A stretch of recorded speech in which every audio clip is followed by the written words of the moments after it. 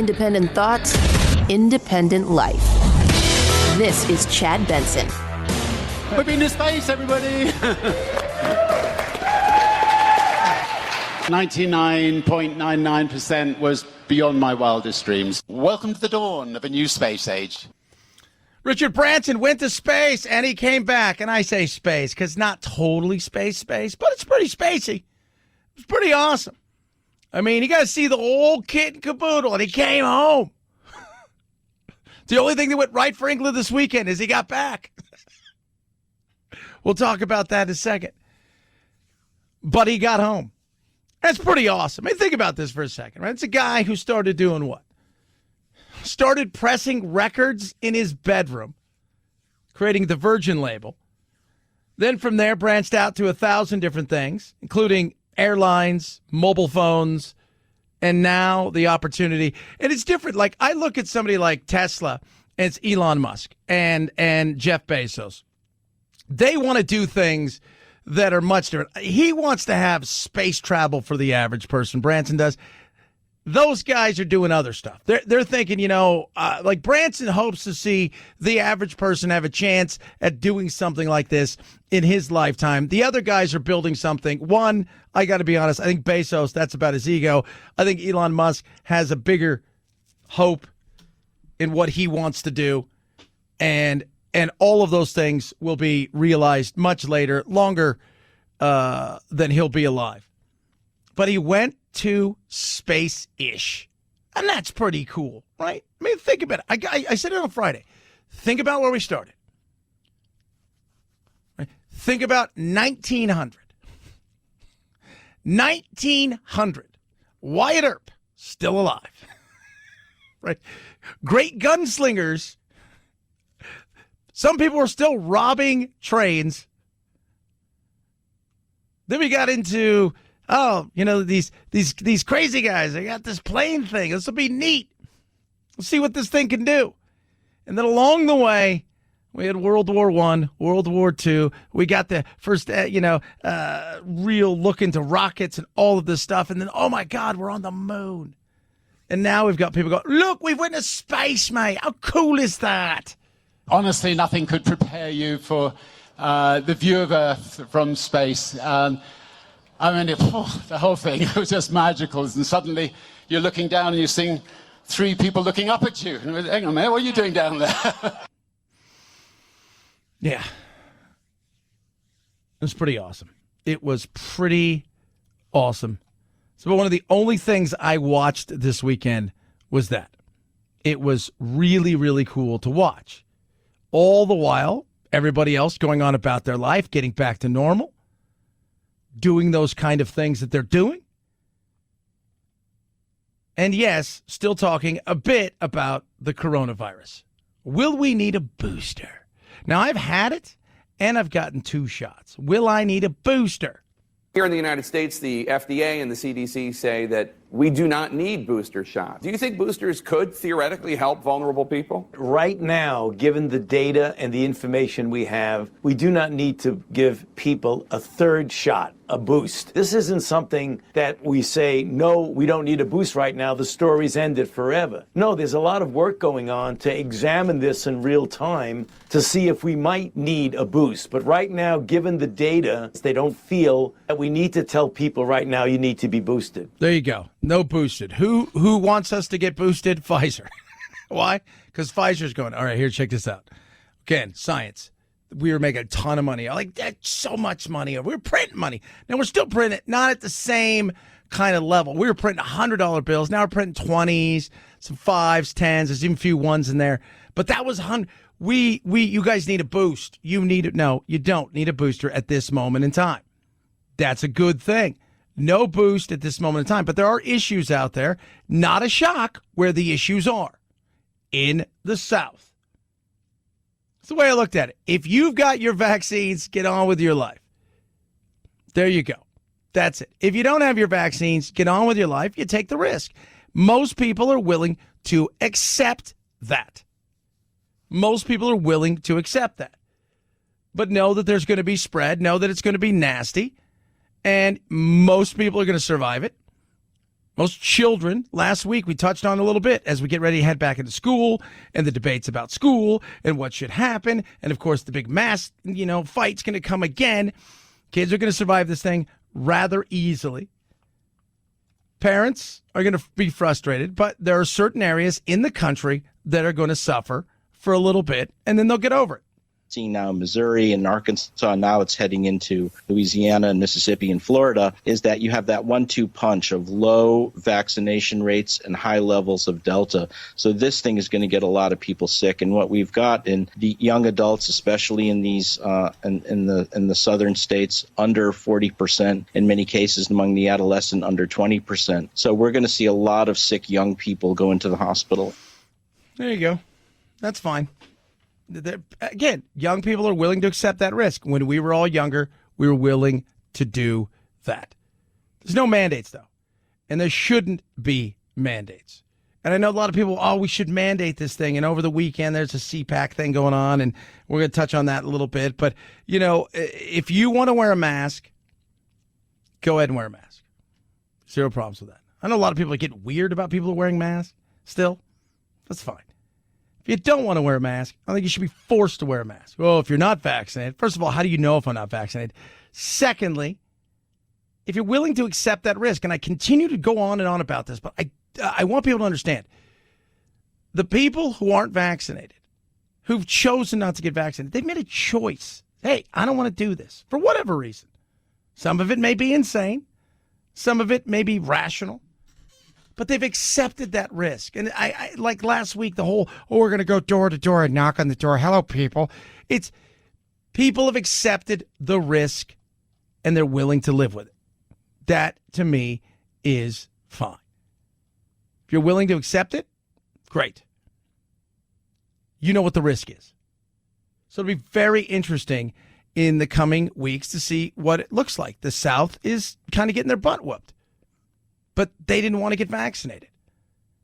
A majority of people there didn't want to get vaccinated. They made a choice, whether it was a choice based in reality, whether it was a choice based in some insanity. They've made a choice. But you let them get on with their lives. You're trying to save people who don't want to hear from you because they don't believe you. And they don't believe the crap that's out there. And some of that, by the way, I'll look at the media and blame. Some of that, I'll look at the media and say, you guys push BS for a long time, especially when it came to Trump, right? When it came to Trump, you guys went after Trump on 1,000 different things, and you championed people like Michael Avenatti and all these other losers out there because you turned it into a vendetta. And so much of what you pushed was BS. So much of what you pushed was a lie. So much of what you pushed was a narrative that wasn't real. And when you wonder why nobody listens to you and will not buy into this crap, there's some responsibility there. For 3.5 years, you push a narrative, what? Mesh. Turned out to be bunk. You push all kinds of things out there. And when they turn out to be false, and then you say, well, no, listen to this now. This is true. No, people don't believe you. They don't believe you. And when you throw in our government on top of that, that's not a win for anybody. 323-538-2423 at Chad Benson Show is your Twitter. Tweet at us, text the program. I don't know if you guys saw this. Over the weekend, there was an arrest made in Colorado. So tonight is, the home run derby. Tomorrow night's the All-Star Game. They moved it, of course, the controversy was they moved it from Atlanta to Colorado, to Denver, because of the voting rights thing, and Major League Baseball made some knee-jerk reaction. It was completely stupid. So they moved it from point A to point B. But there were 4 people arrested in a hotel room with 4 long guns, 1,000 rounds of ammo, and body armor. Now the question is, why? We need to identify exactly, to the extent possible, why individuals were here in the first place, why proximity to downtown, and we don't have those answers. Yeah, and it's The funny thing is the FBI says no reason to believe the situation was a threat directed at the All-Star Game. But the people arrested were Richard Platt, 42, Gabriel Rodriguez, 48, Ricardo Rodriguez, 44, and Canola Sakara, 43. They were loaded for bear. One of them had been through a divorce and wrote something on about going out big on his Facebook. But a lot of people thought, was this going to be a situation where you were going to see part 2 of Las Vegas? Could you imagine watching the All-Star Game tomorrow night or even tonight, watching the Home Run Derby, and somebody close by absolutely starts just unloading? Because the thing about Vegas is you saw cell phone stuff, you saw certain things, but it wasn't like this would be on ESPN. And watching that would be insane. But the FBI said, nah, there's nothing to see here. You know, they were caught. A maid's like, yeah, I think something's a little suspicious here. I'm going to tell somebody. See something, say something. Apparently it does work. 323-538-2423. At Chad Benson Show is your Twitter. Tweet at us, text the program. Love hearing from you. I do. Hope you had a good weekend. A lot of stuff to talk about. Let's talk about MyPillow. Giza Dream Sheets. MyPillow. Amazing. Incredible. Chance for you to own not one set, but 2 sets for the price of one. It's a BOGO, baby. It's a BOGO, baby. Let's talk about the Giza Dream Sheets. It's long staple cotton. That's what they call it. So it is grown in a particular area. Okay, so it's grown in a particular area, one area, between the Sahara, the Nile, and the Mediterranean. The sheets are amazing. You're going to slide into the best sheets in the world. And I tell everybody, the beauty of this is the fact that it's like sliding into $1 million. It's that amazing. Right now, you buy one, you get one free. It is simple. It is easy. This is what I want you to do. MyPillow.com, promo code Benson. MyPillow.com, promo code Benson. 60-day money-back guarantee. 1-year warranty. Great colors and sizes to choose from them. Now's your chance. Take advantage of it. MyPillow.com. Use the promo code Benson. MyPillow.com, promo code Benson. Chad Benson Show.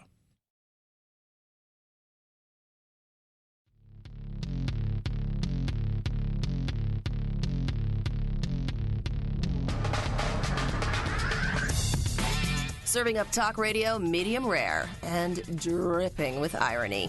It's Chad Benson. Saca. Señores, desde el punto penal para igualar. Donnarumma atento esperando. ¡Saca! ¡Lo ha tapado, señores! ¡Lo ha tapado, Gigi! ¡Gigi Donnarumma! And that was the last call. Don't worry, I got plenty of them. Different languages. That's the Spanish version yesterday of the Euro 2020/21. Gigi Donnarumma, the goalie for Italy, making the big save as the English fall at home in the final.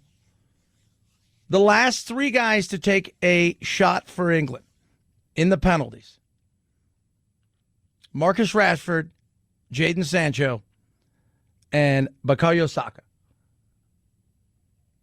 All 3 are black. Turned to my wife and I said, the amount of abuse that these guys are going to get, racial abuse, is going to be so vile and so disgusting. I mean, within a second. And lo and behold, that's exactly what they got. It was disgusting. Gary Neville, former English great. It's absolutely ridiculous. In 2021, we're still talking about this, but we are. Yeah. And by the way, Rashford, one of the best players in England by far, star for Manchester United. Jadon Sancho, Manchester United spent 100 million euros to get him. And Bukayo Saka, 19. By the way, can I just say, 19 years old, he had no business taking the 5th shot, the penultimate shot. So the way that penalties go, it's basically best of 5. And if it's tied, then they roll over and sudden death from there. So first of all, you're facing one of the best goalies in the world, Gigi Donnarumma, they call him, the superstar goalkeeper for Italy, who is 22 years old, but he's played for Italy since he was 16. You sent these three guys in, of which they've only played, two of them only played a minute of the game. They essentially put him on, and gave him the opportunity. This guy was 19. He had never taken a penalty for his team that he plays for professionally, let alone his country. He had no business. And I look over at the English squad and I say to myself, who in God's name thought that was a good idea? Who in God's name? And when you watch these things, having done this for a very long time, having done this for a living at one time, when I was younger, very younger, 30 years, I don't want to talk about it. It's been a long time. You can tell as guys are walking up because they got both the teams in the center, right?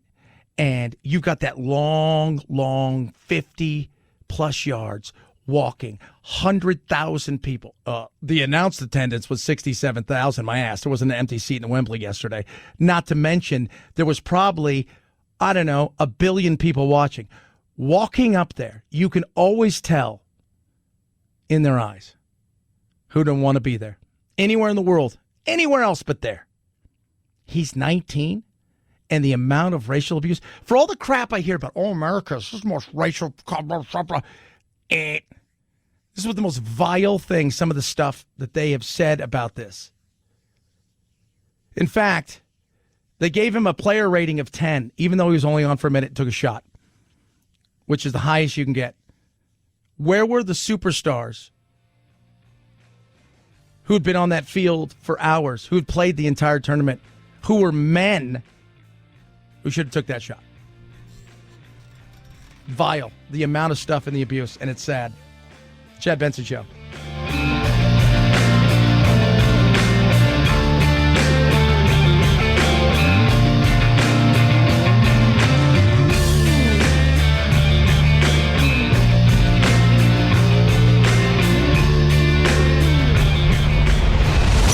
The Chad Benson Show.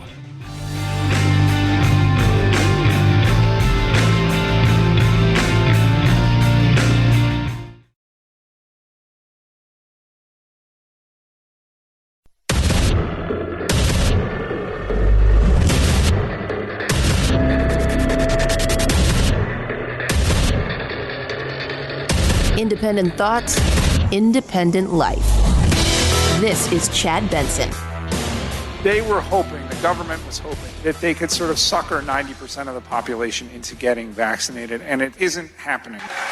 As a public health official, what's your reaction when you hear that? It's horrifying. I mean, they're cheering about someone saying that it's a good thing for people not to try and save their lives. It's almost frightening to say, hey, guess what? We don't want you to do something to save your life. Yay! I just don't get that. I just don't get that. It's not about whether or not you want somebody to save your life. Let's first and foremost talk about that. Right? This became political, Dr. Fauci, and once politics got involved, everybody went to their corners. Right? They went to their corners. Like, oh, God, I'm going to my corners because these people are telling me to do something. And it's the government. Inherently, I don't trust the government. And I feel like they're coming after my Yahweh, Trump. They're coming after him, and they're forcing this upon us because they want to control us. When in reality, there was something out there that people didn't know that was very, very easy to catch. And it caused really bad problems, and it killed a bunch of people, or at least helped people get over the finish line. Let's not forget the fact that it was also overblown. It was ridiculous at times to talk about some of the numbers that came out, but they were new in it. Nobody knew what it was.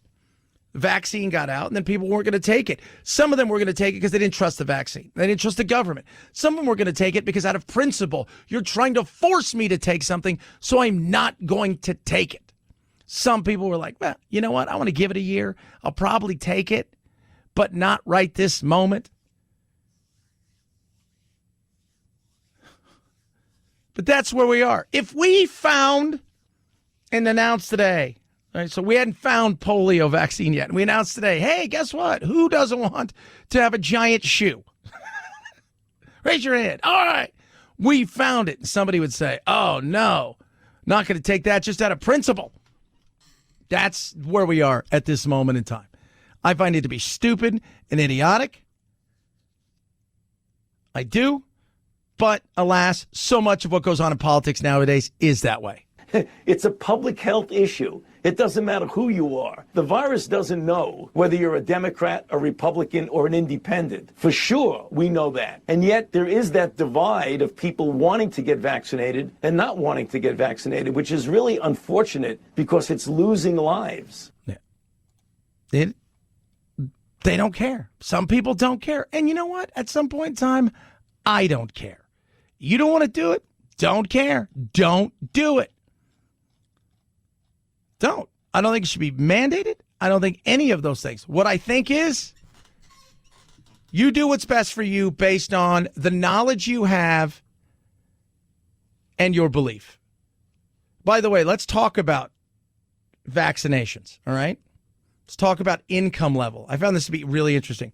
Most unvaccinated people, what do you think they have? Do you think they have a high income or a low income? Do you think they make a lot of money or they make very little money? Just curious. More than half of unvaccinated Americans live in households that make less than $50,000 a year. 22% of people who are unvaccinated make less than $25K. 16.2% make $25 to $35K.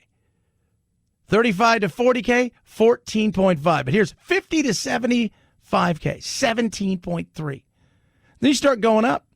75 to 100K, 11%. 100 to 150K, 10%.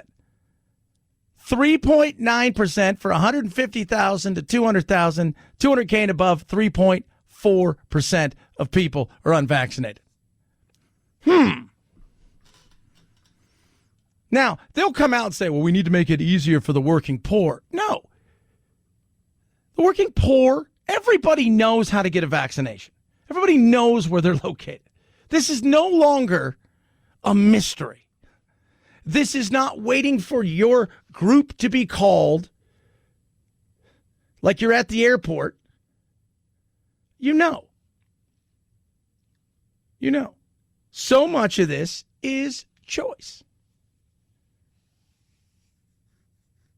And there's a reason when you look at this and you say, there's a reason people have lower income and less vaccination. Let's be honest. That's fine. Some of it is, maybe it's a little tougher to get there.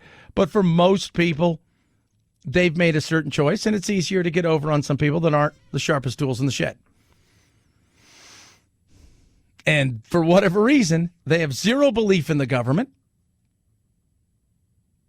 They don't believe in the media. I get that part. And this is what they've chose to do. They've also made other choices. 323-538-2423 at Chad Benson Show is your Twitter. Tweet at us, text the program. Critical race theory. It's an issue. It's a big issue. You know, we're heading back to school. Kids going to be taught or they're not. What I've always said about critical race theory is I think we need to have full discussions about everything. I know here in Arizona we just passed a bill over and signed a bill last week that essentially will ban critical race theory, but will also teach certain things. And I don't think we should shy away from, slavery and racism in the country. I think we teach accordingly to the age.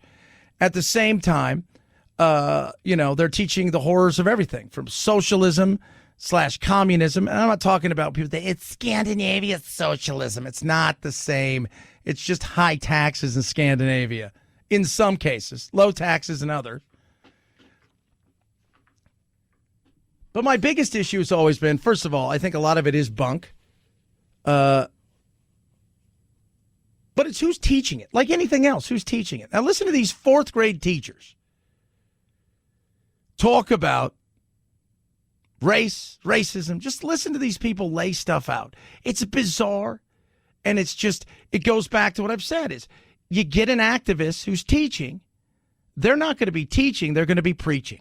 The more I argue on Facebook with people, the more they think I hate white people. I don't hate white people. I hate racism. It's not my fault. That's often white people. Then they started saying, well, you think you're above it all. I don't. So I wrote this thing. I, Hannah Fandensteel, am a racist. I am a product of the white dominant structure I was raised in. My people have done an excellent job lifting each other up. Unfortunately, that was on the backs of people of color. So, and by the way, white dominance, you go anywhere in the world, right? You guys, everybody always preaches about Sweden. Curious. What do you think the predominant color is in Sweden? Do you think you go to China and Japan? Do you think that do you think people over there going, well, what about this dominance or that? No. This is the way it's always been in every country. And there have been places across the globe where the whites have colonialized. You want to talk about stuff, you go look at the British, right? We're just talking about the fact that the football team lost yesterday, and they're blaming 3 black Englishmen for their loss and abusing them still racially, like you could not believe some of the things that they're saying and doing.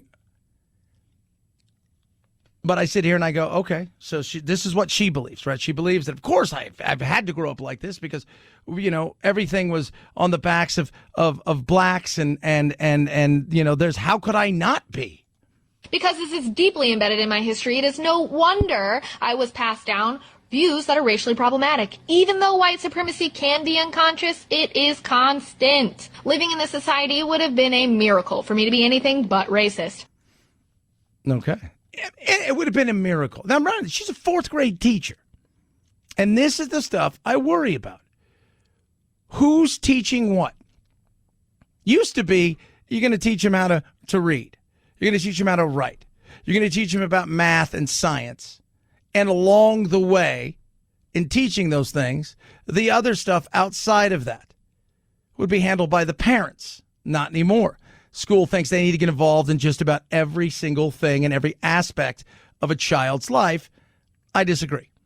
Now that I know I have deeply rooted racist tendencies, I can constantly be looking and listening for how they surface in my life. And when a person of color gives me feedback for not being a good ally, I can say thank you and not get defensive. Something here I said could have been problematic because I'm always learning. Always learning. Always be learning. That's good. That's what she's doing. Again, problematic. She's got deeply rooted. But do you really feel that way, ma'am? I mean, because I always like the fact that the people that tend to get the floor are the people who have the biggest feelings about race because somewhere along the line they feel that they're racist. So they have to tell everybody else, because they're racist, so are you. Then we get to the cuckoo side of things when we start comparing people to Adolf Hitler. First, we're talking about how the Holocaust started and progressed, not where it ended with concentration camps. I don't think concentration camps with gas chambers would ever happen in America. However, both these men chose someone to blame for the current political and economic issue. Hitler tried to push out the Jews and even had detention centers to hold Jews while they were on their way. Trump blames Mexicans, and there are also child detention centers. No. Remember who built those things first, right? He didn't blame the Mexicans for anything. But that's the narrative that lives in the world today. And trying to stop illegal immigration, which, by the way, nobody really has had the stomach to try to do, is not a bad thing. But welcome to the world of it's easy to call Trump Adolf Hitler, which we know, as much as you may not like him, and this is part of that derangement, almost cult-like hatred of a guy, is he's evil. Just like Hitler. Next is nationalism and dehumanizing language. Blood and soil was used by Hitler to show that people who were born in the country and of blood to the country were the purest. Blood and soil was chanted at the Charlottesville attack, where Trump backed up the people on both sides. Propaganda was also a huge part for both these men. They spew anti-media and anti-anybody who's against them, any candidate against them. Trump calls Joe Biden Sleepy Joe and retweets people calling Hillary a skank and the governor of Georgia fat. Hitler and Trump were both elected. Oh, of course. Yeah. They're the exact same. It's funny. What's her name? Marjorie Taylor Greene says something about don't let the brown shirt come and vaccinate you. And you're like, oh, my God, she's comparing it to the Nazis. And there's a group of people out there on the left who have compared Trump to the Nazis from day one. I keep telling everybody on the right, if you want to compare people, stop comparing them to Hitler. Compare them to Chairman Mao on the left. Compare them to Stalin. That way you guys can at least have it right. That way you're not trying to take one awful human being and compare him to somebody who was not Adolf Hitler. Trump was none of those things. He was at times a Richard. He had some good ideas. He actually governed in the policy way in a pretty damn decent way. In saying that, on the personal side of things, is when he lost a lot of people that pushed him over in 2016. I'm a fourth grade teacher. I do a lot of work with social justice and equity in my classroom. We have racialized conversations all the time. We're going to talk about what can we do to change the awful system that's in place that keeps, some people doing fine and some people not doing so fine. They're fourth graders, but I speak pretty candidly with them, and they're really good at talking about race at this point. What I want to do is role play. I want to role play situations that happen on the playground, in their living room, whatever, where racism comes up, and I want to role play them being a disruptor in that moment as a fourth grader. A disruptor. She's a teacher that's going to be a disruptor, right? She's a teacher that's going to be a disruptor. She's going to role play with the kids. You and I go and role play, Phil. We get in trouble. Oh, it's totally different, though. Where I'm lacking my knowledge is racist moments that happen on the playground. My experience on the playground is as a white person, and I've done some research and have ideas, but if you're interested in sharing, I would love to hear what happens on the playground as a POC so that I can help my white kids step in. That's a POC. If you're a POC, talk about changing language. My goodness me. Insane. That's the fear in the world of CRT, as they would call it. That's the fear. It's not about, you can put something there, write a book and say, look, there's history in here, and you may not like what's in it. And as long as it tells the whole story, not just a portion of the story, it's one thing. But when you put something there and the person wants to use it for activism and to an advanced agenda, that's when we get issues. 323-538-2423 at Chad Benson Show is your Twitter. Rough Greens makes any pet food better. Give it to my dogs for breakfast and dinner, and I sprinkle it on top of my dog's food. It's K9 VitaSmart. It's got everything from vitamins, minerals, probiotics, omega-3, 6, 9, digestive enzymes. It just brings their food to life, and it is incredible. It has changed my dog's Doodle's life. He's able to do what?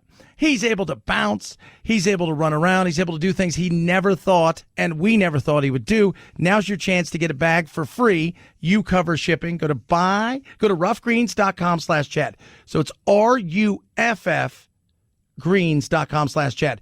You cover the shipping. They're going to send it to you directly. It's that simple. It's a free bag. roughgreens.com/Chad or call 833-MyDog77. Rough Greens makes any pet food better.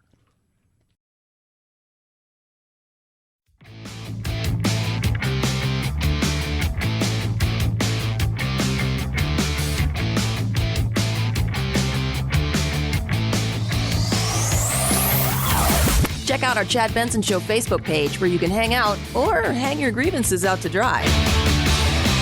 This is Chad Benson. I'm done running. $80 million.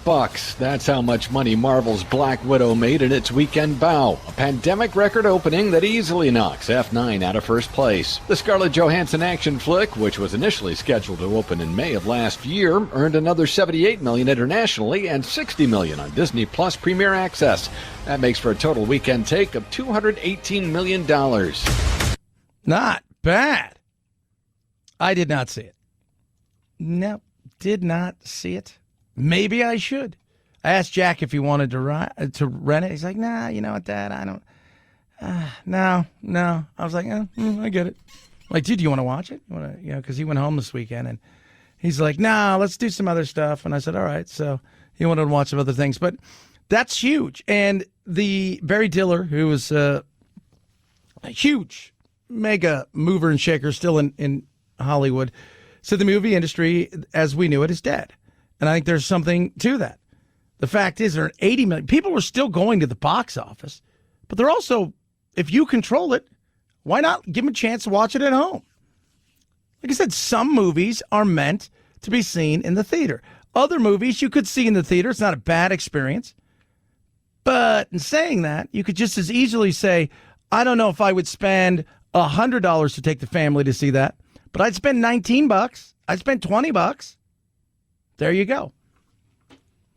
Massive haul if you take in the stream and what it did in the theater alone. Take out the worldwide side of things. That's a huge haul for that movie. 323-538-2423 at Chad Benson Show is your Twitter. Tweet at us. Text the program. 323-538-2423. That number is for you to text us. It's the Chad Benson Show.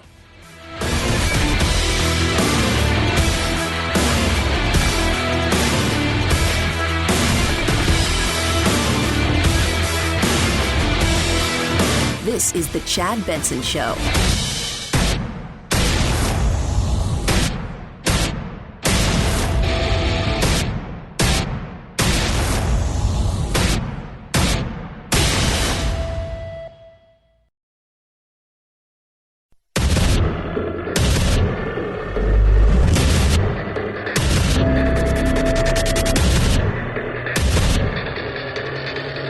Independent thoughts, independent life. This is Chad Benson. Now in Missouri and Arkansas, now it's heading into Louisiana and Mississippi and Florida, is that you have that 1-2 punch of low vaccination rates and high levels of Delta. So this thing is going to get a lot of people sick. And what we've got in the young adults, especially in these in the southern states, under 40%, in many cases among the adolescent, under 20%. So we're going to see a lot of sick young people go into the hospital. Now, again, they're talking about 12 to 20-year-olds and the adolescent. The younger kids still don't have a vaccine. And based on last week's, most people are going to survive. Right? Like 99% of people are going to survive. 99.3, 99.5, somewhere around in there. If you're a little obese, a lot obese, you got diabetes, COPD,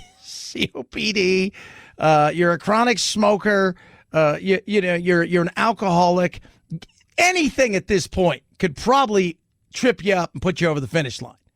So let's not forget that. Bad flu will kill you too. Bad flu will take you out. In saying that, it's still spreading in certain areas. The Delta virus isn't any more deadly than any of the other ones. Our vaccines work against it, that we know. Young kids, the chances of them getting sick and dying from this are very, very minute. 99.995% chance of dying from this. That does make the flu deadlier for kids. Let's not forget that. England last week in the UK, they released the largest study of virtually every child that had this. And they're like, look, it's not even as bad as we thought it was. That's good news. But it's still spreading. And in some parts of the country, it's going to get ugly. For the rest of us folk that have been vaccinated or who don't live in areas of non-vaccinated folk, you're going to be fine. You get on with your life. That's the best way to describe this. You'll be fine. Get on with your life. Most people are asking one question. What about a mask? I don't want to wear a mask anymore. I know you've been very clear that the government isn't mandating vaccines, but do you think it's generally a good idea for businesses or schools to require vaccination? I have been of this opinion, and I remain of that opinion, that I do believe at the local level, Jake, there should be more mandates. There really should be. We're talking about life and death situation. We're talking about life and death situations. That's what we're talking about. Life and death situations. That's it. Now, the mask thing I find to be something I'm not interested in. I think if it's, right now you've got it on the airplanes. If you go to certain stores in certain areas that may still do it, you're going to see places in California and a few other places that knee-jerk reaction is the minute something kind of goes a little bit south in one direction or another, they're going to want you to do what? Mask mandate as fast as possible. Because that's what they do. And then the school side of things. That's the other side of this. The school. What are they going to do with the schools? How are they going to do this with the schools? Right? Oh, my God, what's going to happen? Because I don't think parents are going to allow that this year. I just don't, especially for younger kids. For the older kids, like my son's 11. Like, I get him to go out. I tell him all the time, dude, you're going to ride your little motorcycle. Because I got a little motorcycle, right? It zips around. It goes like 25 miles. I drove it a couple weeks ago. It was awesome. It's like watching a panda on a scooter. It was great. But it zips. It goes like 20, 25 miles an hour, right? And I tell him, you need to wear your helmet. And he'll come zipping by. Jack, wear your helmet. Do I think for a second that they're going to keep their mask on all day? No. So I think it's one of those things where you've got to be cognizant of also the people that you're dealing with. And I think if you're a teacher and you've been vaccinated, you need to get on with it. Even if the school is saying that masks are not mandated or required, there is an option for anyone to put on their child who feels it's the right thing to do. And that's Dr. Richard Besser there. Of course. Of course. There's always that. By the way, take away all of this. Say this disappears tomorrow. We're like, wow, we haven't had a case in like 6 months. If you want to wear a mask, just because you want to wear a mask, right? You want to wear a mask because you're like, I need to wear a mask.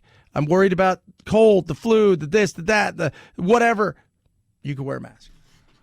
Except in certain stores now, because I think once this goes away, people are like, you can't wear a mask anymore. 323-538-2423 at Chad Benson Show is your Twitter. Tweet at us, text the program. Love hearing from every single one of you.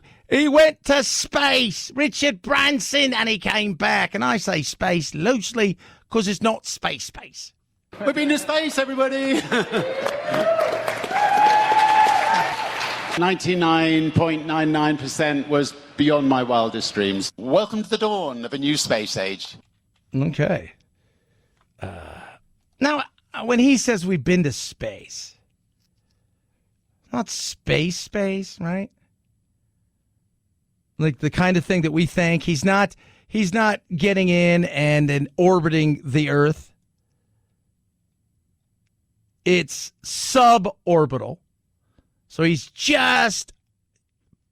looks up and it's dark above and down. Like there's some, like back in the day, the Concorde would fly to a certain level. You could start to see the curvature of some Earth. And you can start to see the darkness above when they were doing some of their test stuff. This isn't one of those things. You're going to see these things real. You're going to see like, oh my God, there's the Earth. You're going to get the sense of some gravity and non-gravity. Like they went places, and the reality is that's cool. And I've said the one thing about him is he's trying to do this for everybody. It's so great to just get out there, test the customer experience. You get lists and lists of little things, and it's the little details that matter. That's what he wants to do. He wants everybody, and he said it over and over again. He wants everybody, every make and model of a human being, from every walk of life, whether you're rich, whether you're poor, middle class, the color of your skin, none of that. He wants everybody to have the opportunity to have access to something like this. It's different with somebody like Bezos, right? Because he even touched about the because you're going to have people that are going to point everything out. You got Elon Musk, you got Bezos, you guys are billionaires, you guys are trying to go over there. CNN this weekend had a thing on the things that billionaires go to space despite, inequities. Of course. Who else is going to go there? Let me ask you a question, right? Who's going there? Like, you'd think the poor people are just like, hey, I got a great idea. This is going to be great. We're going to space. No, these are the people that get there, and it costs money to build the things to help you get there. Bezos, to me, it's an ego thing. I think when you look at Elon Musk, I think the thing he wants to do is I always think he's out thinking the bot. I think Bezos thinking at it in a much different way than Musk. And Branson's very excited. Branson, a guy, he starts in his room. He's printing, little records in his room, and he builds up Virgin, and this major, huge label. And then from there, he has all these other things that he has. Everything from, I think he's had Virgin TV, he's had Virgin Mobile, which he still has, Virgin Airlines, all of these things. He wants the customer experience. I think Elon wants all of it. And Elon doesn't want to stop at going to kind of space. He wants to put you in space. And he wants you to go there and experience it for real. And I think a lot of what Elon wants is way out there. Long, long time. But I think Branson, what he wants to do, is not too far away. We wish Jeff the absolute best, and the people who are going up with him during his flight. Yeah, you're not going to, you can't escape that, right? They're going to ask you questions about, hey, so the other guy, he's going to be flying off to space too. Yes, he is. Absolutely, he's going to be flying off to space, and we wish him the best. We hope he comes back. Although there's 2 petitions for Bezos right now that are catching people's eyes. One, which I find to be the funniest of the 2, is for him to buy the Mona Lisa and then eat it. Who came up with that? That sounds like something I'd come up with. And the other one is for him to go to space and never come back. So, do I think one of them's not going to come back? No, I think all 3 will come back. But it would look ugly, right? It would look totally ugly if one of them didn't come back. Something exploded. Oh, God. Could you imagine that? 323-538-2423.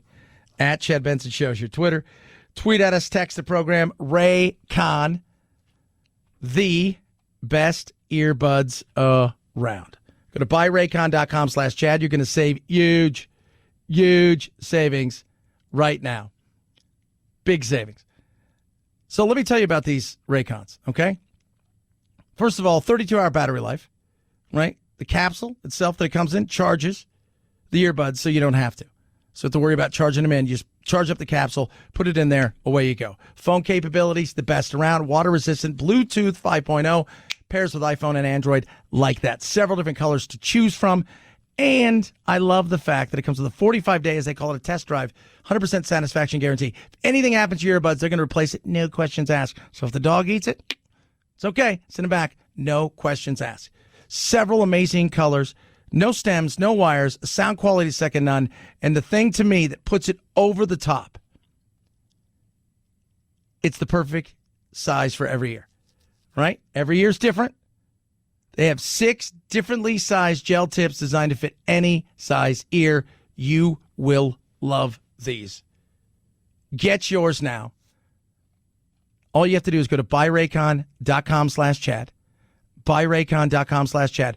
When you do, you're going to save an extra 15%. They start well under $100 already. Buyraycon.com/Chad. Buyraycon.com/Chad. Chad Benson Show.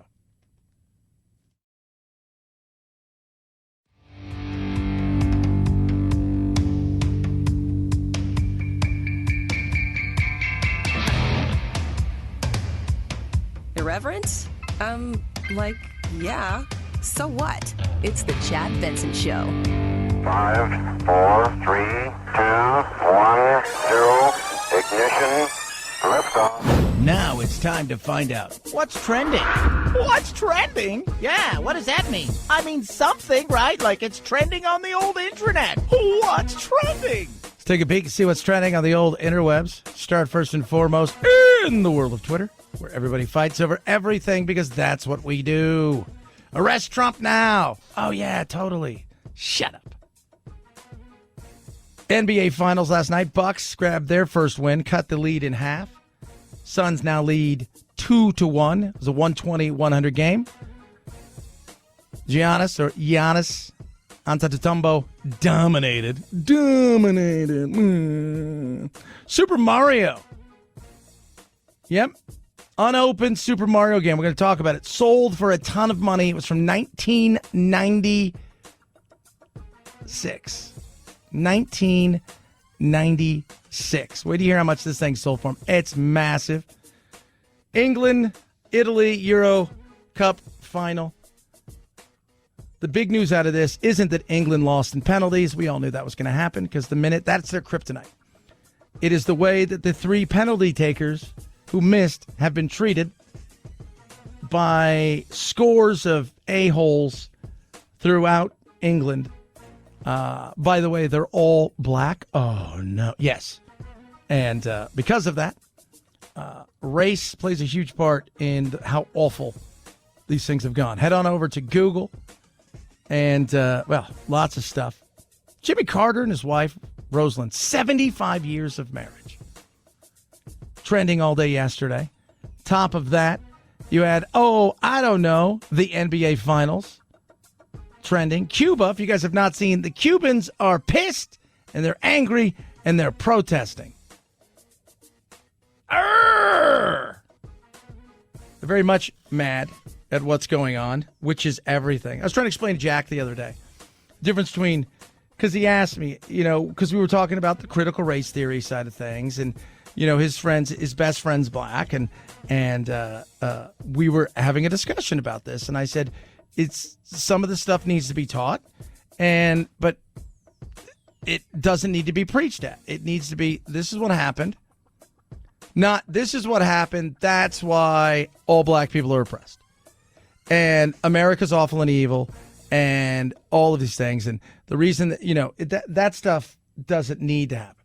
But we're having to talk about this, and one of the things that we were talking about is, he asked me questions about other parts of the world that he's taking, kind of notice of. And we were talking about socialism. And I said, Jack, there are going to be people that tell you that socialism is what you see in parts of Europe, like Sweden and Scandinavia and stuff. And I said, that's not true. That's all capitalism with safety nets from the government. So what you see in socialism, because he was wondering about Cuba, I said, because we were talking about the fact that if you go to Cuba, like there's no new cars there. You go to Cuba and it's like going back in time. You're going back into a time where essentially it was, Havana Nights. It's the 50s, and these cars are all from there, and they don't even make parts for these things. And he was stunned. And he says, why is that? I said, because they decided that they were going to keep everybody down and control everybody from top to bottom.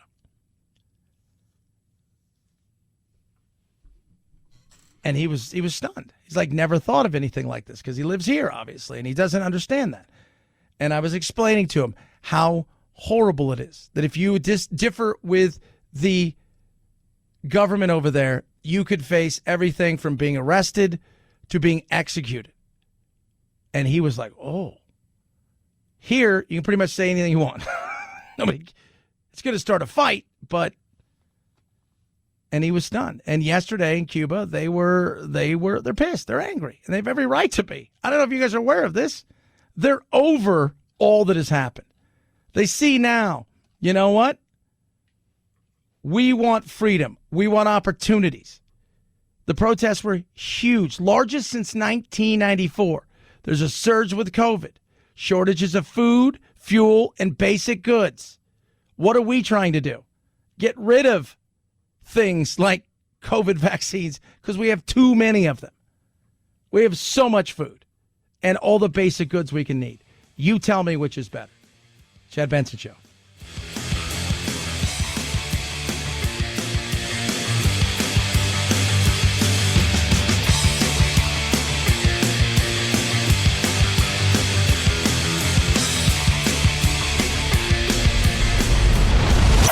The Chad Benson Show.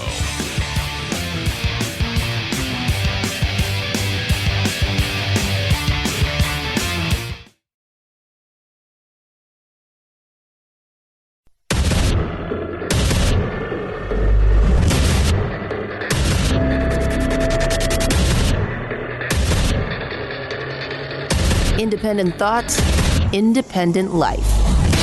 This is Chad Benson. Hello, CPAC. Do you miss me yet? According to a straw poll taken at the conference, the answer is yes. Donald Trump remains far and away the most popular Republican among the Republican base. But Rice University political science professor Mark Jones notes that in 2024, Trump will be 78, Joe Biden's age now. What's more, he's a lightning rod for the middle swing votes that Republicans will need to retake the White House. A straw poll that did not include Trump's name had Florida Governor Ron DeSantis winning the favor of CPAC attendees. Yep. And by the way, he has fallen out of favor with Trump because Trump did not want Trump and him got into it over a few things in particular. And welcome to the world of politics, right? So Trump's at CPAC this weekend doing what you do, right? You're going to go to these things. You're going to go there and you're going to talk about all the stuff. You know, he talked about Afghanistan. He talked about how pissed off he was at Barr. I'm very disappointed that Bill Barr was unable to hold anyone accountable for the countless abuses of power by the Democrats. Well, you got to have what? You got to have evidence. They're still checking, so maybe there'll be evidence coming, but you just can't manufacture it. That's kind of illegal. But Ron DeSantis is, you know, he wants to be president too. And as much as he and Trump have got along at times, as we all know, it only takes one thing and Trump will turn on you in a heartbeat. He wanted Trump not to have his rally in Florida after the horrific collapsing of the Champlain Towers. And he basically told him to, dude, read the room. Just read the room. Read the room. And Trump was like, you know. And so this is the battle you're going to get with people who are going to be up there and kind of front runners for the GOP nomination. And it starts now. They'll start weeding themselves out. Realize that more and more are going to jump into it because you got to dip your toes into it early. Start putting your team together. We're not even in midterms yet. And I think midterms for a lot of people will be a huge indicator of what kind of power Trump still has. If Trump is, if Trump-backed people go and win big, then you know there's still that chance of him throwing his hat into the ring. If they get blown out, I think, like everything, people will turn quickly. So it'll be very interesting to see the way that this plays itself out.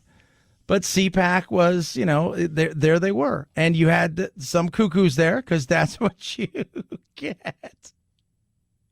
Case in point, Biden's not real guy.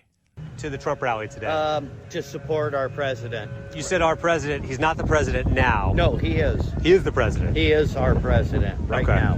Biden is not. In Biden's not even Biden. He's someone else. Really? Yeah. In what way? It's all fake. He's an actor. There's an actor playing Joe Biden right now. Absolutely. This is literally crazy stuff that I'm hearing now. This is the first time I've heard this. Well, if you're a reporter, you should have looked into I should be things. doing the research. Right. So where? Yeah, right. Like that, you should have been doing that. Biden's not real. Not the first time we've heard this. Will not be the last time. He is a robot.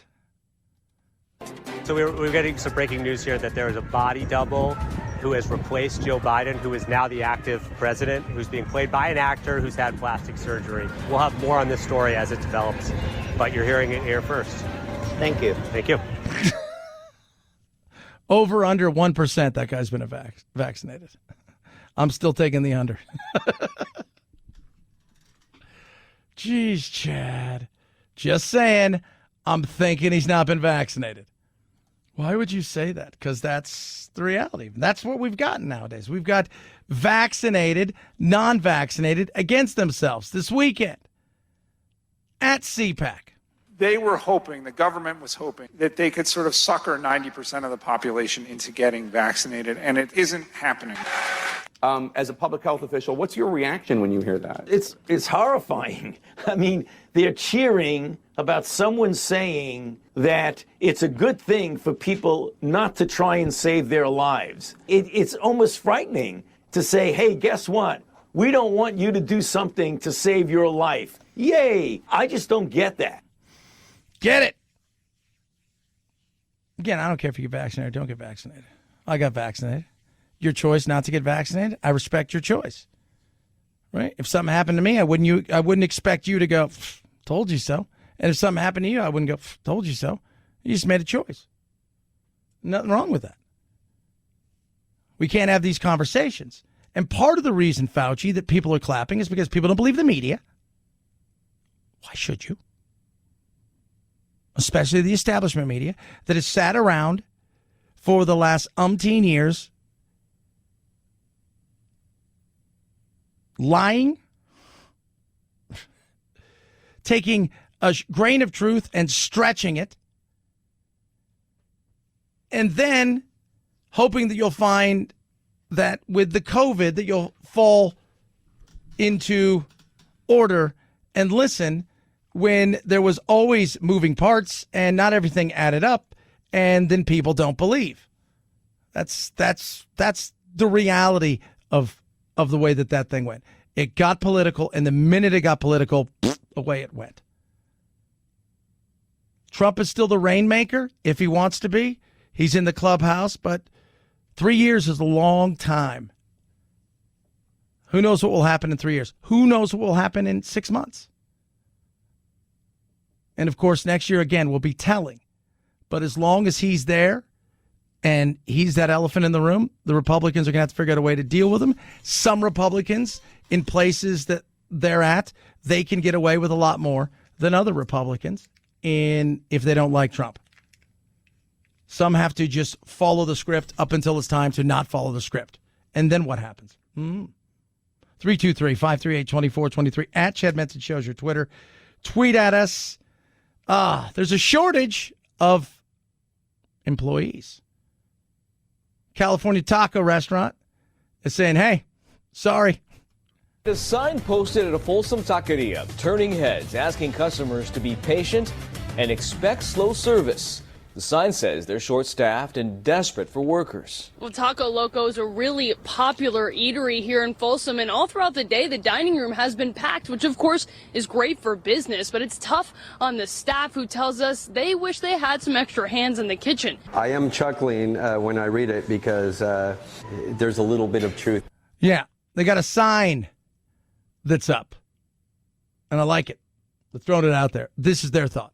The frustrated Folsom Taqueria posted this sign explaining to customers why service might be slow. To our loyal customers, sadly, due to government and state handouts, no one wants to work anymore. Therefore, we are short-staffed. Please be patient with our staff that did choose to come to work today. Fellow Folsom restaurateur and owner of Reset, John Voles, gets it. It's hard to find people who want to work right now. Yeah. Why is that? Well, several reasons. It's a living wage. We need a living wage. That's fine. I mean, is this job one of those jobs that you retire upon? Probably not. Is it a job usually for younger people? Yeah. But what if I can't get another job? Well, I mean, whose fault's that? If you can't get another gig, you got to figure out a way to make your professional skills better. But also, if you're going to pay people to stay at home, even if they're making less, but because they're saving so much, it actually shows that they're coming out ahead. Why would they want to go anywhere else? Reluctant restaurant workers relying on unemployment after months of whiplash. They were laid off and they went on unemployment and then they come back and it's a back and forth situation. Why not gonna go on unemployment? It is an easy paycheck. But what does a packed dining room mean for the servers who stayed? They want us to hire more people right now. Something that's easier said than done. We're trying to hire more baristas. We're trying to hire cooks. Just about everything. And it's frustrating. And I talk to business owners all the time. And a business owner I work with out here is a big air conditioning company. They're trying their hardest to find people to come work there. people that are competent as well, not just bodies, but competent individuals, which is tough. Like, which is harder, finding the bodies for a bunch or even one or two competent people. And they're like, man, we're offering 6 weeks paid vacation. We're offering a signing bonus after 90 days. We're willing to train you from the start. No, it's awful. Here's something else. Where I work here, so I have my own business, my national show here, with my partnership with Radio America, and then I work locally here for a station. And they can't find enough people who want to work in the newsroom. Pays pretty decent. It's a great opportunity for start. The company itself is amazing, but the candidates are awful if they even get candidates for some of the stuff. Because right now, people are doing a little side gig here and there, and they're making enough money. But some of it is just the fact that there's a lot of people out there that you're like, when we needed a bunch of workers, we had them. Even though we need more workers now, the reality is some people out there, wow. We asked economist Barry Broom what short-staffed restaurants mean for their local communities. Until the government checks stop coming out, which I think is September, we're going to continue to have labor shortages, and that's going to continue to challenge small businesses. Maybe even close them. It's a domino effect. If labor shortages close restaurants, communities bring in less sales tax, which could be detrimental to the economy. Yeah, you think? Absolutely. So wait, if I pay people to stay home, they're going to stay home? Yeah. But then go out and get a job. Yeah, but you've paid them enough that they don't feel they need to. For some, I do understand the whiplash. Open, closed, open, closed. You can kind of work part-time, open, closed in some states. But that doesn't explain all states. Remember, what is there? I think we're up to 15, 16 red states, if you will, who got rid of the federal unemployment, and they're being sued by some people because they felt like, you know what, if we have to, we're going to have to push these people out and say, all right, it's time to swim. Another issue that economists we spoke to mentioned was that if these restaurants figure out a way to operate with less employees, when those former workers do want to come back to work, those jobs might not be there for them. We were big proponents of keeping families and individuals stable during the pandemic. But now that the economy's coming back, we need the labor market. Yeah. And if you don't want to, we'll figure out a way about it. What did I say? If you're looking for a gig, now's the time. You can go in early. You can get more than others coming behind you because some of them will barely be able to get in and others won't get in at all. So go in early, get better benefits, opportunities, and even more pay. And if you're competent, watch what happens. If you come in late because you're just lollygagging, you're going to pay a price for that. Because companies will figure out to say, you know what? We had 3 people do this job. We can do it with 2. We're going to add some other stuff inside of here that's going to help them through technology. We don't need that third person. 323-538-2423 at Chad Benson Shows your Twitter. Tweet at us. Rough Greens makes any pet food better. Give it to my dogs every single day. Give it to my mom's dogs. Give it to all the people I know who have dogs. I've always had them try it because I want to hear them tell me what they think about it. And let me tell you something. Love it. Their coats, one of my friends said, man, my dog's coat is so shiny. It's like it's taking a bath all the time. Yeah. And my other friend, who I work with, Pablo, his dog's older, had some hip problems. I said, give this to him. He feeds his dog this every day. And it's just a supplement. It goes on top of your dog's food. Just sprinkle it on there. He says, what used to be a walk for about a block or 2 has now become back to a full, long, 2-3 mile walk at times. And he doesn't have the same pain that he had before. And that's what it'll do for your dogs. Joint pain, their coats, their breath, their teeth, which is important, digestive side of things. It is awesome. Canine Vita Smart from Rough Greens. Try it before you buy it. Go to ruffgreens.com/Chad. When you do, you pay for shipping. They're going to send you a bag for free. Ruffgreens.com/Chad or call 833-MY-DOG-88. 833-MY-DOG-88. Rough Greens makes any pet food better. Chad Benson Show.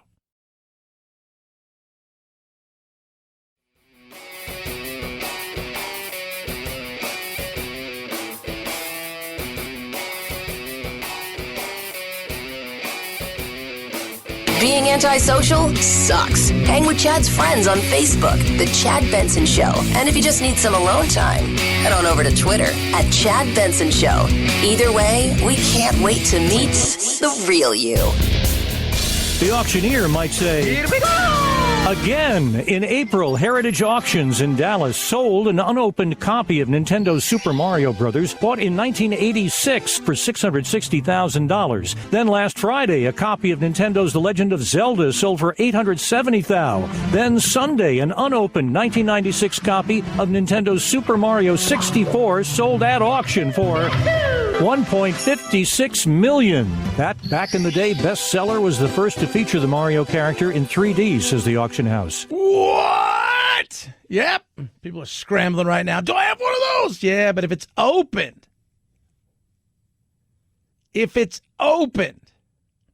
there's the issue.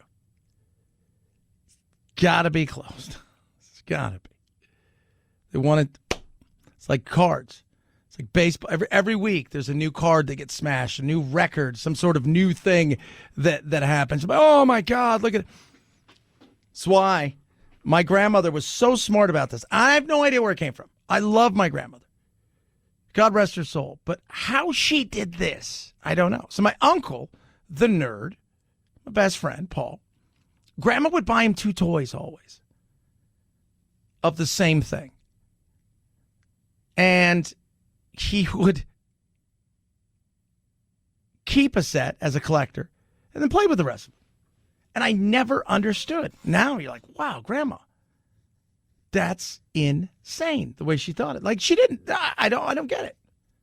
She also saw where baseball cards were going in the collector's side of things. Unfortunately, my dad and his brother didn't, but still very interesting. But $1,056,000 unopened Super Mario. That's impressive. 323-538-2423 at Chad Benson Show is your Twitter. Tweet at us. Text the program. Check us out across all social media where people are fighting for no reason. Did you see that? I posted a picture of it. That woman on an American Airlines flight who tried to open the door to a plane and they duct taped her. And my first thought is, first of all, we know you have options when you're flying. We thank you for choosing us. The second thing is this right here, the duct tape, is why it's the #1 chosen tape for people who kidnap people. 323-538-2423 at Chad Benson Show's your Twitter. Tweet, text, check out all of our social media. Go there, criticize, laugh, learn, have fun. Chad Benson Show.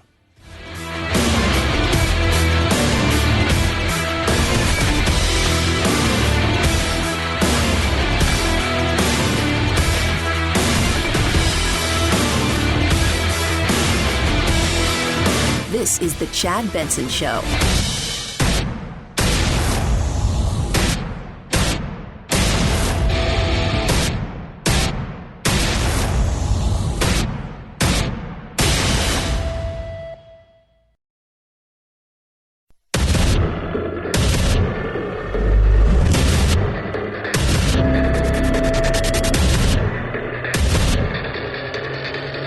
Independent thoughts, independent life. This is Chad Benson.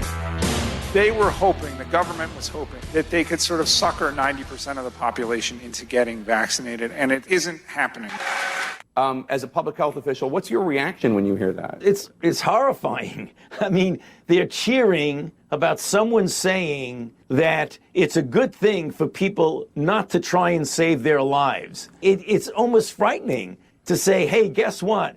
We don't want you to do something to save your life. Yay! I just don't get that. Yeah, you should get it. It's called politics. Period. Case closed. End of story. Everybody made it political. That's the world we live in. And once politics gets involved, everything's gonna get screwed up. The Republicans, white evangelicals, have decided don't get vaccinated. In fact, great article in Axios talking about this is the new civil right. Republican lawmakers are passing bills across the country and pushing them through, giving unvaccinated people the same protection as those surrounding race, gender, religion, etc., etc. Some states are trying to make it illegal for employers, governments, or private businesses to treat unvaccinated people any differently than vaccinated people using the same language found in civil rights. Yes, I don't think you should treat anybody any different. I don't. Why not? Because you shouldn't. But it's also your business. I've always been a big proponent of that.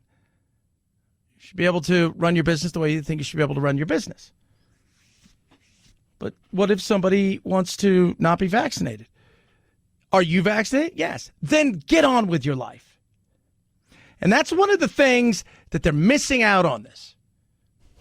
You tell people, if you're worried about whether or not you're going to die from this thing, and you've been vaccinated, you're not, you're going to get on with your life. Chances of it happening are minuscule. Get on with your life.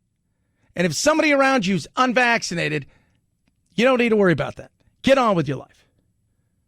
There you go. Problem solved. But politics got involved, and when politics gets involved, it screws everything up. Because we see through the lens of red and blue, and that you're trying to do something to me and control me, or I'm trying to do something to you and control you. That's the problem with anything, including a damn virus. It's a public health issue. It doesn't matter who you are. The virus doesn't know whether you're a Democrat, a Republican, or an independent. For sure, we know that. And yet there is that divide of people wanting to get vaccinated and not wanting to get vaccinated, which is really unfortunate because it's losing lives. We know who's not getting vaccinated. Mostly Republican, white evangelicals, a lot of them in the South, and people that are poor. Oh, Chad, it's really rude of you to say that. People that are poor. That's very much a rude thing to say. No, we've got the data to back it up. Those who make $200,000 and above, how many are vaccinated? 97%. Those who make $150,000 above, how many are vaccinated? 96%. Those who make $100,000 and above, how many are vaccinated? 89%. Those who are earning less than, say, I don't know, $25K. How many are unvaccinated? Almost 25%. In fact, if you go from 50 down, so 50K and down, it's a massive number. It is.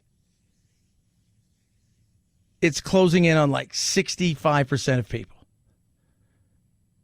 That's huge. Why? For some, there's a fear that's genuine. For others, it became political.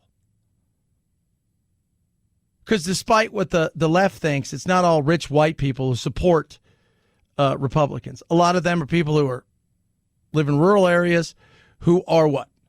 Who are about freedoms and liberties and they want to be left alone. And that includes this. Fine. And everybody's looking, you don't want to be the governor, right, or the city official that basically just welcomed this thing with open arms and said, live your lives. You've got to have options for people. But that famous saying, if you can lead a horse to water, but you can't make them drink, is true. The difference is,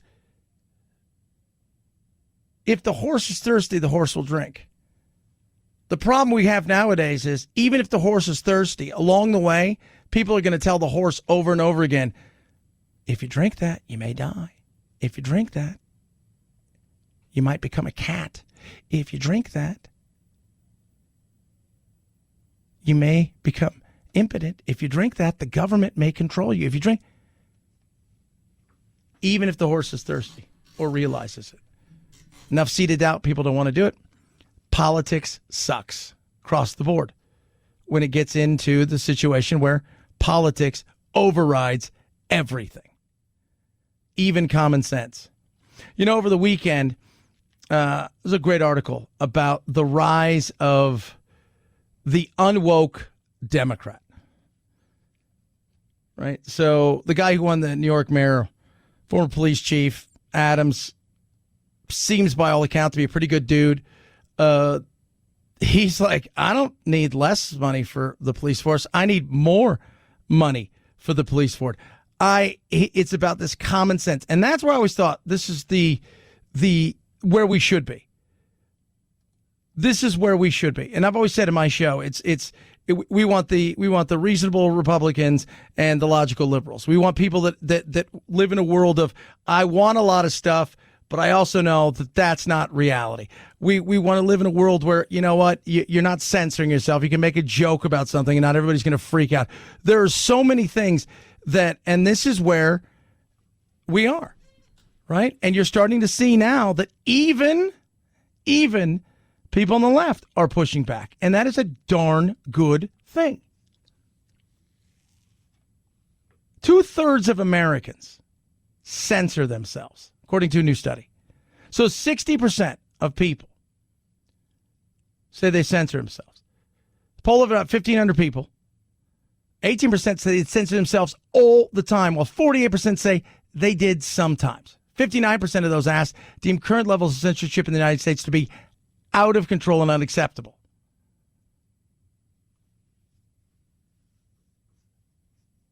And 91% said censorship is negative. It's bad. Well, that's the wokeness, right? Where we can't even have a discussion. Not even, it's so funny. It's like you can't even have a discussion about something, let alone and we're not talking about making fun of people. We're not talking about, and I always say, well, you're homophobic. It's phobic. Settle down. No, are you scared of black people? Are you scared of gay people? Are you scared of, no. Like arachnophobia was real. People have a real fear of things like arachnids, spiders, snakes. They're afraid of them. But the anti-woke Democrat and the reasonable Republican is where I think eventually we're all going to go, because we're going to run out of steam. Eventually, hate is going to burn so bright it runs out of steam, and we could get back to having real conversations and doing the things we need to do in politics. But as of right now, you will continue to see people clapping for not getting vaccinated. You will continue to see people do things which, in theory, goes against their well-being because of politics. And when you finally have people that end up in a situation where they're busted and they're pissed and they're angry, and then anger subsides to what the hell happened, then we can have regular conversations. Because I think we need that in this country, and I don't think we get that. Trust me, I listen to a lot of people across the country. I try to listen to a few every couple days when I can, just to hear. And it's just easy. It's like, let's hate on this group or let's hate on this group. Both sides do it because it's easy to do. It's the low-hanging fruit. Doesn't mean it's good fruit. 323-538-2423 at Chad Benson Show's your Twitter. Tweet at us. MyPillow. MyPillow just doesn't do pillows, kids. No. They do everything.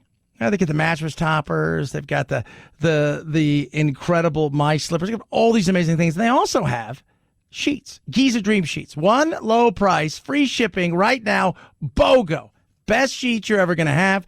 Comfortable, cool, soft, because of the long staple cotton grown in one specific area between the Sahara, the Mediterranean Sea, and the Nile River. And it is awesome. Available in different colors, obviously sizes, machine washable, 6-day money-back guarantee, 1-year limited warranty. So you buy a set, you get a set for free. They're not going to shrink. How do you get this amazing deal? You go to MyPillow.com, use the promo code Benson.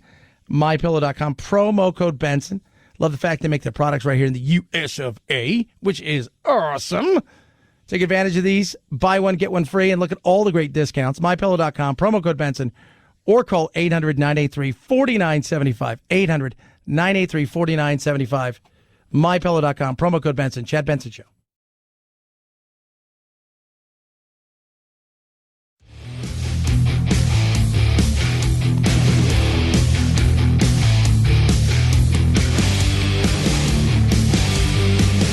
If you like talk radio like Chad Benson likes his meals, you've come to the perfect place for takeout.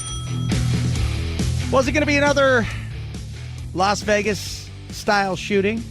They're still investigating, still looking for it. 4 people arrested in a hotel room with 4 long guns. Long guns. 1,000 rounds of ammo. So remember, the All-Star Game, which tonight's the home run hitting contest, tomorrow is the All-Star Game itself. The game was moved from Hotlanta to Denver because of the voting law that was put in place. And so Major League Baseball is like, let's get woke. And people are like, okay. And then people are like, that's kind of stupid. These 4 people arrested. Now, oddly enough, the FBI is like, we don't think it was going to be anything like that. We need to identify exactly, to the extent possible, why individuals were here in the first place, why proximity to downtown, and we don't have those answers. Now, again, things are changing. They're saying up to 16 long guns. But here's the thing. They had body armor. There was a room that had a balcony overlooking the downtown area. Some of the vantage points that they could have picked out were large crowds going in and out of the stadium. It was very, very interesting. How did they stop it? That's the big thing. How did they stop or potentially stop this from becoming something that was horrific? Law enforcement officials from across the country have been commenting to ABC News saying these housekeeping staffs are really the unsung heroes. They are being asked to disrupt everything from human trafficking to potential terrorism. Yeah. A maid was like, seems a little bit weird. It's a lot of ammo and guns for a group of people in a hotel. I don't know what you guys are worried about. They have body armor. I mean, obviously, let me ask you a question. Just take everything off the board. If somebody shows up somewhere and they've got long guns, handguns, lots of ammo, and body armor, would you say they're fixing to do something? Maybe. The FBI is not quite sure, but they don't seem to think it's any kind of ongoing threat. Investigators say they believe the suspects were involved with an illegal arms and drugs deal. The FBI in Denver telling ABC News, we have no reason to believe this incident was connected to terrorism or a threat directed at the All-Star Game. Of course, the first thing they do is look up social media. One of the people that they arrested had just gotten a divorce and said something about going out big, but it doesn't seem to be anything other than that. There was also some drugs found as well, so maybe that's all it was. But see something, say something. And I know a lot of people, we're just talking about the fact that people censor themselves. You remember a few years ago, the shooting where the husband and wife went on that shooting spree in San Bernardino, California, and they had a lot of stuff being delivered at people's houses. In their houses, but they were doing stuff out back, and the neighbor said, well, I was going to say something, but I didn't want to be being accused of being a racist, so I didn't say anything. And that goes back to part of that censorship. This person decided, no, you know what? I think I'm going to say something. I think I'm going to do it. And they did. And lo and behold, these people were arrested, and it might not have been a shooting, but you don't know. 323-538-2423 at Chad Benson Show is your Twitter. The Olympics not too far away. Empty arenas. Boy, this should be super fun, Ryan Lochte. What's it going to be like? What's it going to be like for the athletes there to compete with no fans? Well, it's definitely going to be different. All my races that I've ever swim, I've had the crowd. I had the fans, the atmosphere, the crowd roaring, and that gives you like a boost. Yeah. Pro athletes have talked about it. Some pro athletes are struggling tremendously. Golfers have said, oddly enough, how hard it is to golf because some of them use the crowd. You've seen it in sporting events here where some of these teams have an entire arena that is behind them and the other ones have a scattering. Stanley Cup just finished. There was 18,000 to watch Tampa play. Montreal only allowed 5,000 in the building. There was a marked difference in how that game felt comparatively. In the Olympics, I don't even know what it's going to look like. It's going to look like it's going to cost a lot of money. And then, of course, the vax, the not vax. I mean, the Olympics are still going on, and the most important thing is everyone's being safe. I'm always going to be concerned of my fellow athletes. I mean, I love them. They're like a family to me. I know that there's a bunch of athletes that were vaccinated, and I know there's a bunch that aren't. So, I mean, I guess it's a personal preference. United States Swimming Association, they're taking great precautions. Yeah, personal preference. I would make sure that all of the stuff inside of there is cleared before I went and got vaccinated. Chad Benson Show.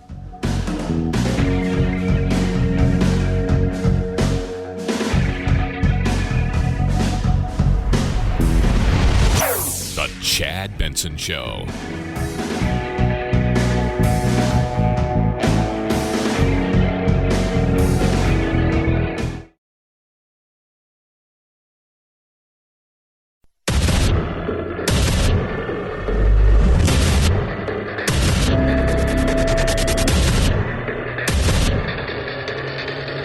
Independent thoughts, independent life. This is Chad Benson. The Delta variant is now the most identified variant here in California, and officials say it's responsible for more than half of the new cases across the country. Hospitals in LA County just last month hit a record low for COVID patients during the pandemic, and now those numbers are climbing. No! Guess who's getting sick? Anybody? Does anybody want to know who's getting sick? Raise your hand. You over there. You over there. Unvaccinated, correct. Don't know why. They chose not to. That's fine. Beauty of choice, man. That's good. It's good. It's great. We want choice in this country. We want liberty. We want freedom. If you said unvaccinated, you win a prize. If you said unvaccinated, you do. Who's getting vaccines? People a little bit older. Who's not? Here in Los Angeles County, where life is seeming to return to normal with bars and restaurants packed everywhere you look, officials say it's younger, unvaccinated people who are responsible for transmitting the virus most. About 70% of the new cases here are among people 18 to 49. Oh. There you go. 70%. Younger kids get it. There's nothing to worry about. Study last week. Almost 500,000 kids that caught it in the UK. Out of those, 61 died. They revised that down to 25. Most of them had comorbidities and serious issues. So the chances of a healthy young child getting this and dying are virtually nil. But it is the unvaccinated, the unclean. But I like the fact that we allow people to make choice. And I know that's weird. Right? It's a weird thing that we live in. Like, how could you be that way, Chad? Because I'm not an idiot. I want people to make choices. Make choices for themselves. I'm a huge believer in personal responsibility. Allow people to make those personal responsible decisions for themselves, even if I think their personal responsible thought process that they think they're putting into it is a little wacky. I will respect the fact that they're doing their own thing the way that they think they should do it. I got no problems with that. I never have and I never will. Don't think the government needs to be more involved. You know, I read a great article. Again, I read a lot this weekend about libertarians. People say they're fiscally conservative, socially liberal, just don't understand all of these things. And again, most people say that's me, right? Like, I'm fiscally responsible. At least try to be. Don't always happen. Don't always go our way, Chad, does it? No, it doesn't. Socially, not so much like uber, liberal. I'm just a person that allows people to make choices and live their own lives. But it breaks down this, like poverty and the cycle of poverty and spending money and, all of these things. First of all, one of the things they talk about is the fact domestic violence, workplace harassment, other abuse. So you can't be fiscally responsible and socially liberal and say that those are bad things? Apparently not. Racist policing. Again, you're going to get that all day long with people. That's the only reason we have police is because of racism. It's like, all right. Drug policy and prison policy. Drug policy and the prison policy, I believe, it's crap. Deregulation is wonderful. The more that we have opportunities to grow, the better. Free trade is amazing. Rarely is it ever free. And then one of the other things they talked about, though, and this is the thing that just made me read this article, and I read it a couple times, was the fact that they talk about poverty and the cycle of poverty. Right? And I was like, okay. And essentially say that, yeah, you can't be socially liberal, and we're not talking about progressive, we're talking about liberals, and fiscally responsible if you don't want to spend money. And I read this over and over again. And they talk about, people say, I want less government, smaller government, lower taxes, less regulation. I'm for smart government, smart spending, and smart regulation. That's the reality of what, like, libertarian, republicans, demitarians want. They don't want less, because less doesn't mean successful. You can have more and be responsible, and less and be irresponsible and still blow things up. Less intrusion. Big fan. Raise your hand. Oh, I'm right here. Absolutely. Responsible spending. No bridges to nowhere. If a program doesn't work, how about we stop doing it and put money into programs that do work? Little things like that. And it's so, because everybody wants to make this bizarre. You can't be this or you can't be that. No, what you're trying to do is you're trying to pigeonhole people into certain things and saying you're either this or you're that, and this is what this is. And that goes back to everybody wants to have a box checked off. And when they got into the poverty side of things, and it became about what? The circle of violence and all of these wacky things that people come up with on why people are poor. And it can't be anything other than, you know what? Government has helped continue to keep people down far more. People always talk about the man as some crazy guy at Wall Street, right? Some big fat cat smoking a cigar. I'm going to keep everybody. It's not. It's government. Government keeps people down as much as anybody, if not more.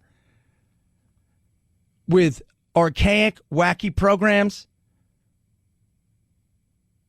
overreach, overregulation, and a want to help people only, though, if it helps them more than it helps the people.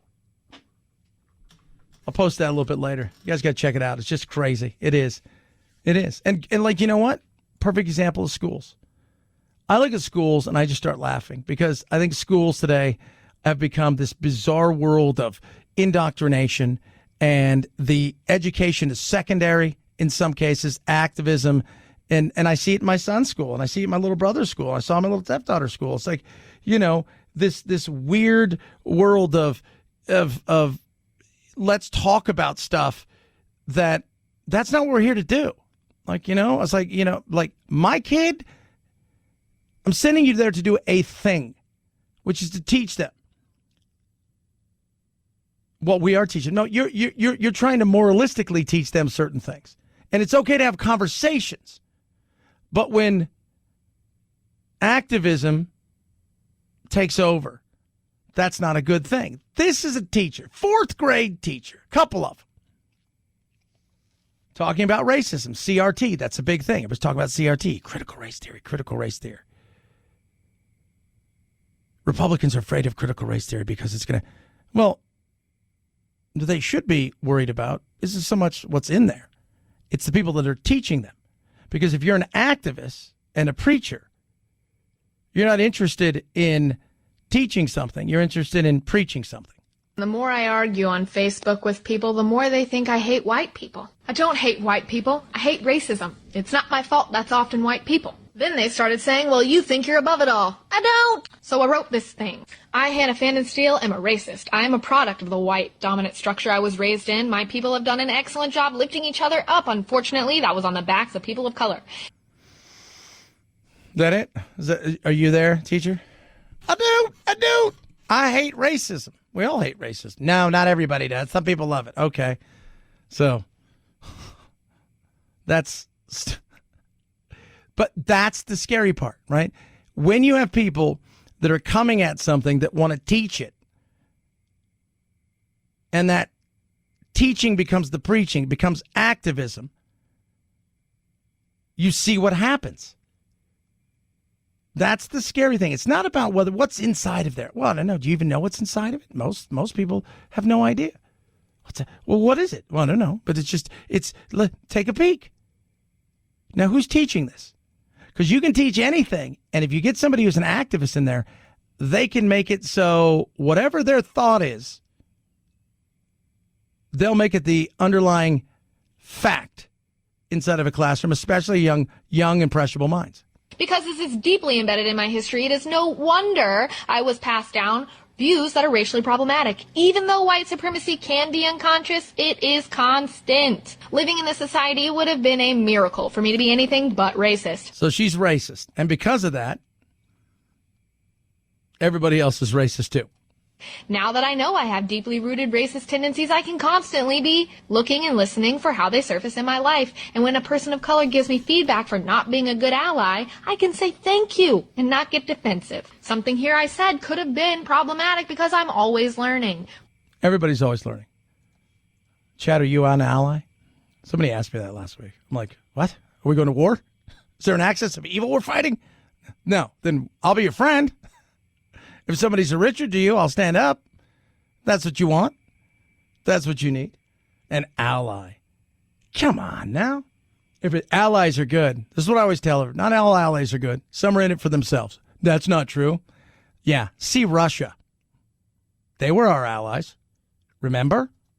First, we're talking about how the Holocaust started and progressed, not where it ended with concentration camps. I don't think concentration camps with gas chambers would ever happen in America. However, both these men chose someone to blame for the current political and economic issue. Hitler tried to push out the Jews and even had detention centers to hold Jews while they were on their way out. Trump blames Mexicans, and there are also child detention centers. No, wrong. Godwin's law. The minute you start invoking Hitler, you unless you're actually talking about Hitler and the Nazis, you've lost.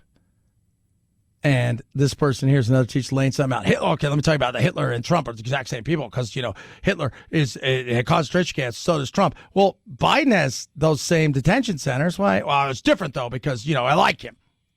Next is nationalism and dehumanizing language. Blood and soil was used by Hitler to show that people who were born in the country and of blood to the country were the purest. Blood and soil was chanted at the Charlottesville attack, where Trump backed up the people on both sides. Propaganda was also a huge part for both these men. They spew anti-media and anti-anybody who's against them, any candidate against them. Trump calls Joe Biden Sleepy Joe and retweets people calling Hillary a skank and the governor of Georgia fat. Hitler and Trump were both elected. Was the governor of Georgia fat? Is that factually accurate? Does Joe Biden every once in a while look like he needs a nap? Yeah. Trump has always done that. That's politics. By the way, go back and look at politics 50, 100, 200 years ago. Some of the things that our politicians used to say to each other would even make our today's world, well, especially with our woke world, freak out. Critical race theory, we should teach everything. We should also teach socialism, communism. Some states are teaching that now. Where, we're going to teach you everything, including things like socialism, communism, and there's the crossing of the two. Don't look at Sweden and say that's a socialist paradise. It's not. It is a free market society that has high taxes and also has lots of different choices like schools and things of that nature with a good safety net. predominantly monolithic. Oh. Teach everything, but teach it. Give people the information. When you become an activist, instead of a teacher, you eventually become a preacher. And that is not a good thing. 323-538-2423. At Chad Benson Show is your Twitter. Tweet, text. Love hearing from all of you. Chad Benson Show.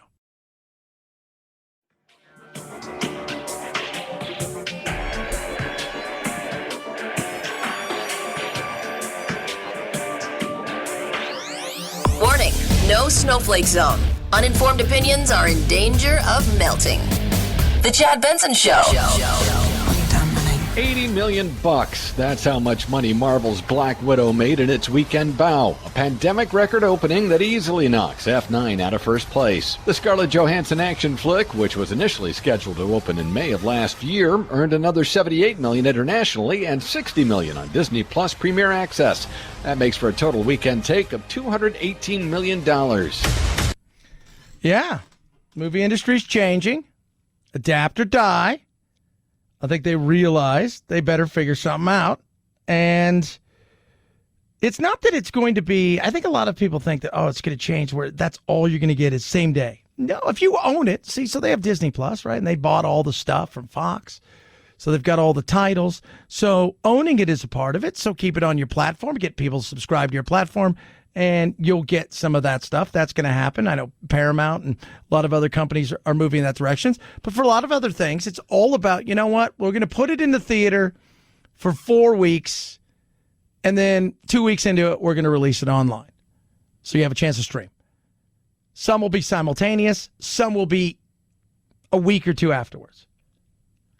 That's where it's gone. When I was a kid growing up, many of you might remember this, there was none of that. I mean, on VHS, you were like, I don't know, maybe a year or two, maybe never. Disney would release stuff for like 2 hours. It was like, this is it. Once Fantasia's done with this run on VHS, it's going back in the vault forever. You're like, no! E.T., God, I remember it's like E.T. came out, like 82? It's like in 1987, they finally released it. It's like that was crazy. Now it's like the movie industry's changed. Some stuff still got to go. You got to see it live. Got to see it there in the big. You got to see it in the feel, the whole 9 yards. Other stuff, you can wait. Or it is only worth $20 for the family. It's not worth $40 for you alone. And then you got to bring your 3 kids. Because at home, it's $19.99, $29.99. But for a family of 4, you sit in a house, you got your own food, you're good to go. Go to a theater. It's $40 to get in. You want food? There's another $40, maybe $60. Starts to add up. 323-538-2423. At Chad Benson Show is your Twitter. Tweet at us. We'll touch a bit more on this tomorrow. The gun world, of course, fighting. Because they're going to try to do something this week. It's a big push for guns. Nancy Pelosi talking about background checks. 85% of American people, Democrats, Republicans, independents, gun owners, hunters, collectors, and all the rest support background check legislation. Yeah, and we have background checks. Last year, 300,000 people were stopped from getting guns who shouldn't have got guns. Yeah, but it's not everywhere. It's not all the time. It goes back to, first of all, so many of these laws that are in place are not enforced. So many of these, especially in big cities, these DAs and these people, they cut super awful deals for the people who are out there living their lives, who are law-abiding, and the people that are caught with guns and things they shouldn't have, they get better deals, and they get released. So why have more laws if you're not going to enforce the ones you already have?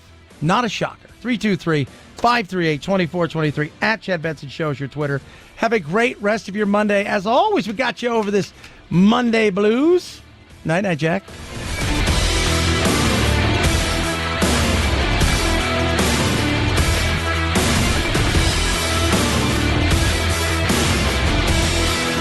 This is The Chad Benson Show.